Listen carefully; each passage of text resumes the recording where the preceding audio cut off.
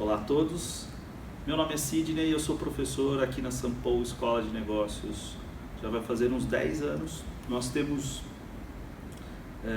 uma plataforma chamada LIT, caso você não conheça.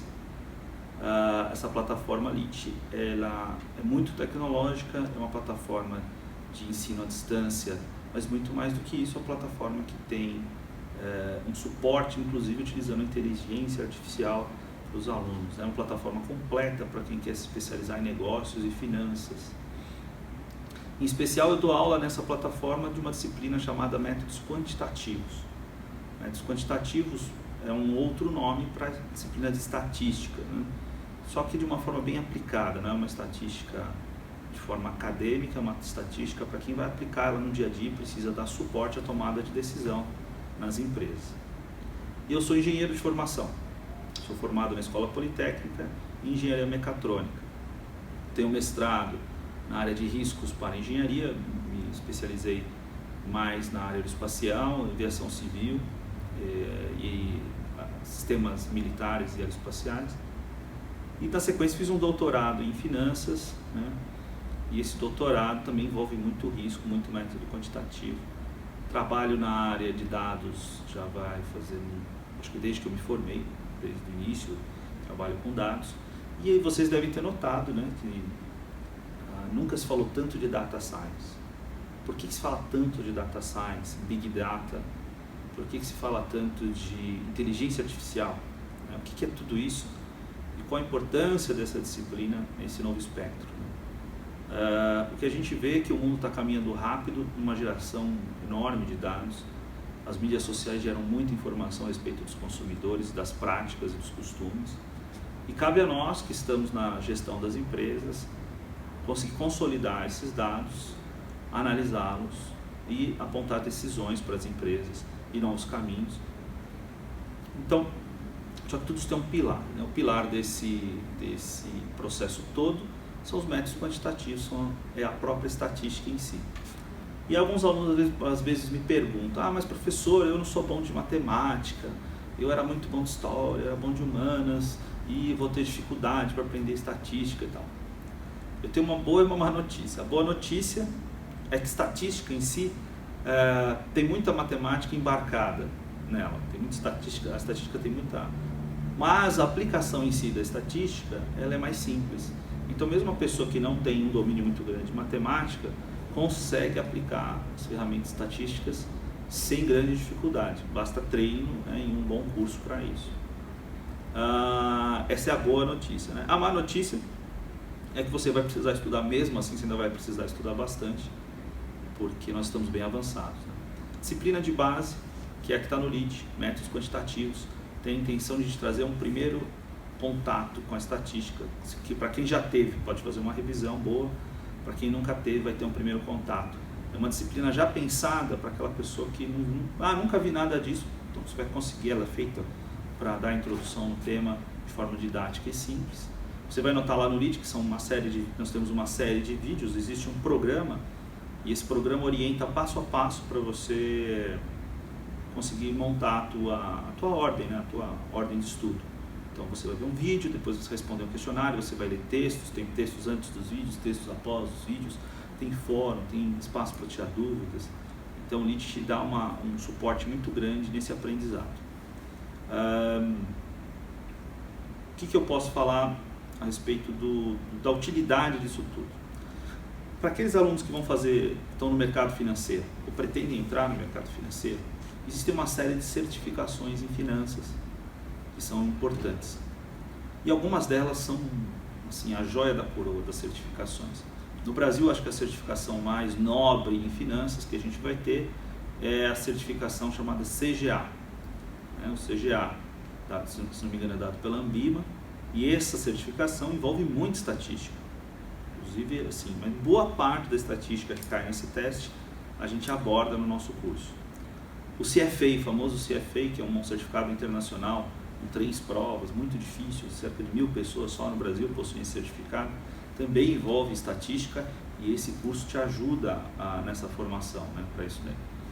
Vocês vão notar, o curso ele também ele te ajuda nos processos seletivos. Alguns processos seletivos de empresas, de consultorias, bancos, financeiras, eles utilizam provas de probabilidade, estatística, lógica. Então o curso também te ajuda a se preparar para processos seletivos. Então é um curso tão fundamental, tão elementar, que acho que todo mundo devia fazer. Ah, professor, mas eu vou trabalhar com RH. Você devia fazer. O RH gera muito dados, cada vez você tem que lidar com um número de dados maiores. Você precisa saber classificar isso. Então, é uma disciplina meio que obrigatória, acho que para a maioria dos profissionais hoje. Como é que você vai se organizar para fazer ela? Primeiro você vai descobrir que ela está dividida. A disciplina como um todo está dividida em estatística descritiva. Depois a gente fala de distribuição normal. Nós vamos falar de probabilidades, regressão linear. São os 4 principais tópicos do curso, certo? O que eu acho que depois talvez você queira complementar seria aí com talvez testes de hipóteses, que é uma complementação interessante, mas nós fizemos um recorte nessa disciplina. Como é uma disciplina muito extensa, né, na graduação é dividida normalmente em 2, as graduações, né, mais exatas, quem faz economia teve normalmente estatística 1, estatística 2, na administração, engenharia, você tem pelo menos 2 disciplinas semestrais de estatística. Essa disciplina que nós temos no LIT, ela vai pegar um pouco mais do que um semestre, condensar para que você tenha um estudo focado. A estatística descritiva, como é que ela funciona? A ideia dela é simplesmente consolidar dados.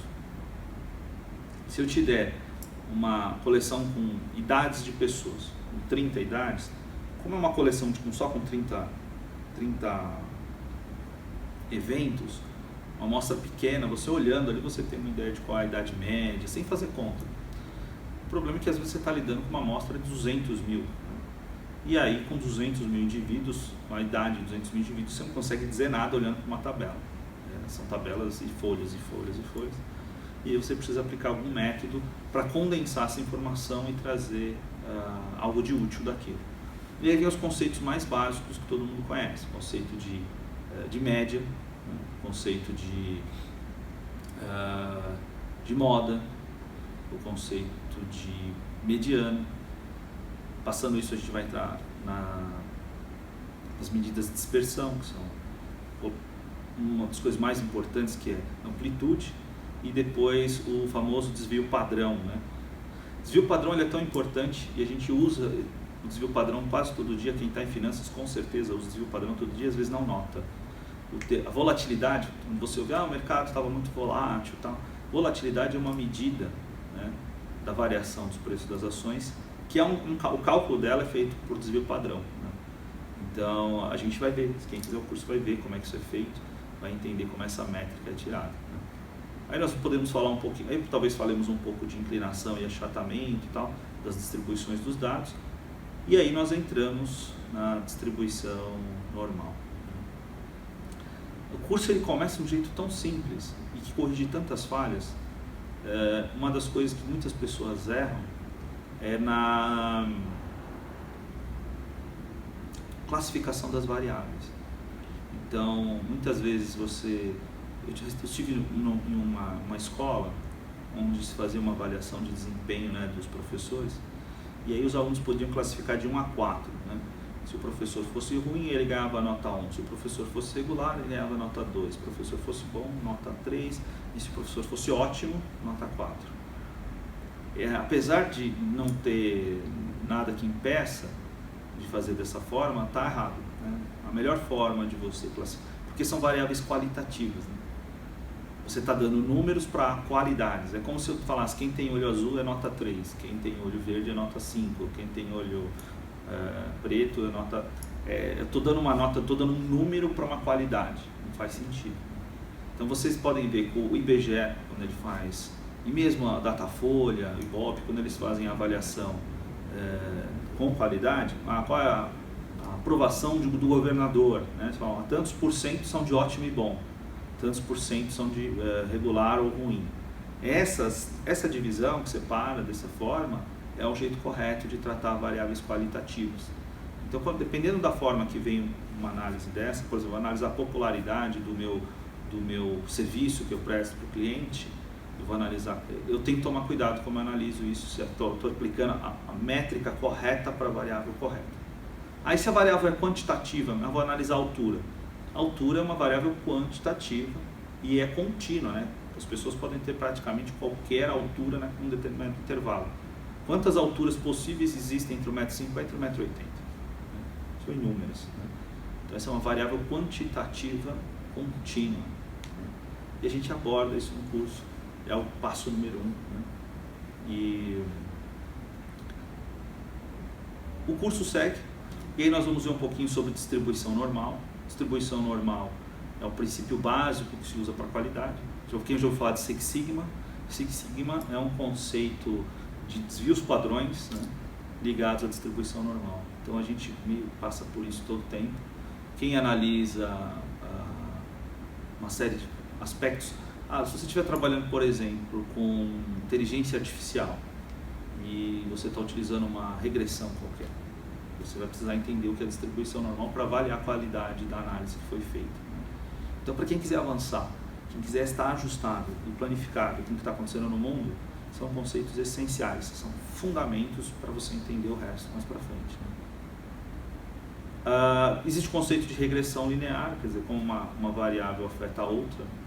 Quero saber, tá bom, qual a relação entre renda e escolaridade? Quanto que uma coisa afeta na outra? Quanto que ter escolaridade afeta na renda? Né? Quanto que ter renda afeta na escolaridade?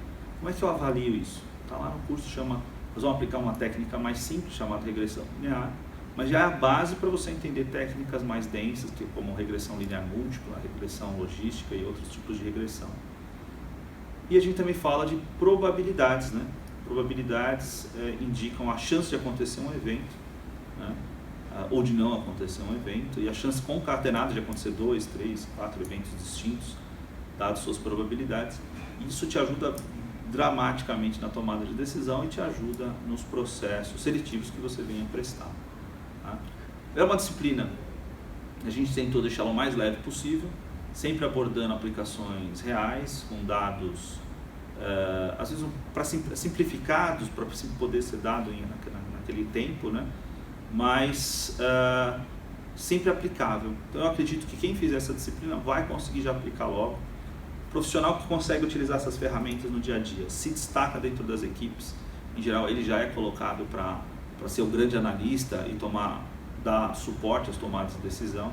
É uma posição muito interessante, né? Até para quem vai depois escalar para um cargo acima. Né? Então, eu convido quem tiver interesse, vá lá conhecer, se inscreva no LIT, conheça algumas disciplinas, não deixe de fazer métodos quantitativos, não menospreze esse tema é muito relevante para a formação dos alunos, ele é muito relevante para a formação dos profissionais e ele só ganha relevância a cada dia que passa. Para vocês terem uma ideia, um dos temas interessantes desse curso, a gente discute média, né? Média média aritmética é um conceito tão tradicional, tão convencional, a gente fala de média e calcula a média toda hora e pouca gente tem percepção do que a média que a gente calcula, a média aritmética, ela sugere. Né? Eu poderia dizer, por exemplo, que a temperatura de corpo de uma determinada pessoa está em 36 graus. É a média da temperatura corpórea. Né? E eu te digo, olha, metade do corpo desse indivíduo está dentro de um forno e a outra metade está no freezer.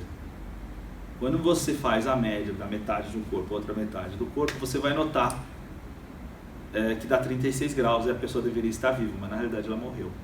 Né? A média é uma das medidas convencionais mais perigosas e que te induzem a erro no dia a dia. Né? Uma vez eu fiz uma análise de um grupo de clientes, né? E a idade que sugeria lá naquele grupo de clientes era de 40 a 45 anos a média, não vou lembrar exatamente. Só que o que tinha naquele grupo? Aquele grupo tinha mães e filhos pequenos e idosos. Quando você olhava para os dados, apesar da média ter dado 45, não existia nenhum Nenhum dos meus clientes tinha 45 anos. Ninguém da minha amostra tinha 45 anos. Eu tinha mães com 25 a 30 anos, 30 e poucos anos. Eu tinha crianças de até menos de um ano. Crianças com menos de um ano até uns 5, 6 anos. E tinha alguns idosos na amostra.